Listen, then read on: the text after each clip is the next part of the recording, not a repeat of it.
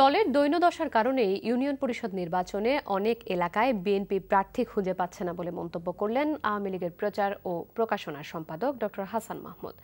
সকালে ঢাকার রিপোর্টার্স ইউনিটিতে চলমান রাজনীতি বিষয়ক এক আলোচনা সভায় তিনি এ মন্তব্য করেন। এ সময় হাসান মাহমুদ এই নির্বাচনে প্রতিদ্বন্দ্বিতা আনতে সব জায়গায় প্রার্থী দিতে বিএনপির প্রতি আহ্বান জানান। এছাড়া মুক্তিযুদ্ধ ও শহীদদের নিয়ে কটূক্তি করায় বেগম খালেদা জিয়াকে আগামী ২৬ মার্চ স্মৃতিসৌধে না যাওয়ার আহ্বান জানান তিনি। অনুষ্ঠানে খাদ্যমন্ত্রী কামরুল ইসলাম বলেন, দেশে জঙ্গি উত্থানে বিদেশি ষড়যন্ত্রকারীদের সহায়তা করছে বিএনপি। এছাড়া যুদ্ধাপরাধীদের বিচারকে প্রতিহত করতে বিএনপির ষড়যন্ত্র অব্যাহত আছে বলেও জানান তিনি। বাংলাদেশের অতীতের ইউনিয়ন পরিষদ নির্বাচনের চেয়েও এই নির্বাচন ইনশাল্লাহ অনেক শান্তিপূর্ণ হবে।